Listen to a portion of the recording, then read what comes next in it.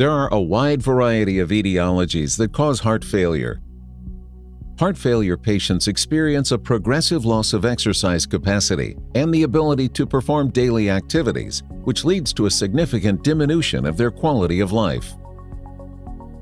The phenotypic measures of worsening heart failure are well known and can be observed using standard measures including left ventricular ejection fraction and end diastolic diameter. In patients with chronic heart failure, myocardial gene expression shifts from a normal profile to an abnormal heart failure profile. When this occurs, some genes become abnormally downregulated and others are abnormally upregulated. Some of the proteins associated with these genes are essential to normal calcium cycling and myofilament function, which collectively determine myocardial contractility. Halting or reversing this shift is one of the effects that has been shown to occur with cardiac contractility modulation, or CCM therapy. In a normal cardiomyocyte, the cell membrane is depolarized as the action potential begins. This depolarization of the cell membrane triggers opening of L-type calcium channels on the cell surface, causing entry of small amounts of trigger calcium into the cell. Shortly thereafter, the ryanodine receptor calcium channels located on the membrane of the sarcoplasmic reticulum open, and calcium ions flow rapidly into the cytosol. Calcium binds to troponin C, which leads to a series of conformational changes of troponin I and tropomyosin, which ultimately exposes cross-bridge binding sites on the actin filaments.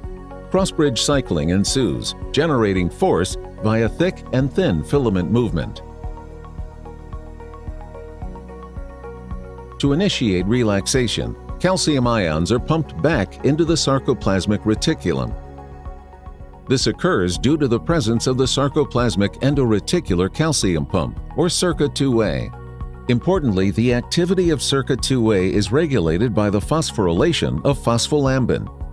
When phospholambin is hypophosphorylated, it binds with SERCA2a, which reduces its ability to reuptake calcium, thereby reducing the amount of calcium available for contractions.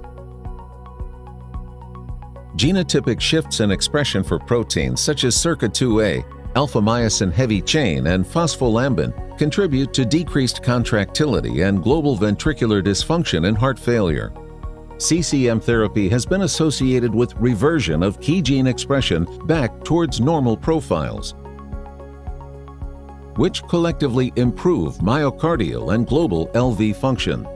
Within hours to days, this beneficial shift of gene expression is observed in the region of signal delivery. Effects are observed globally within 3 months. Like the inotropes milrinone and dobutamine, CCM augments contractility.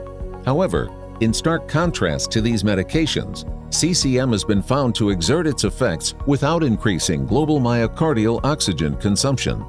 While certain aspects of the underlying mechanisms of action remain to be clarified, there is sufficient evidence to conclude that CCM treatment exerts both short and long-term beneficial effects on the failing myocardium.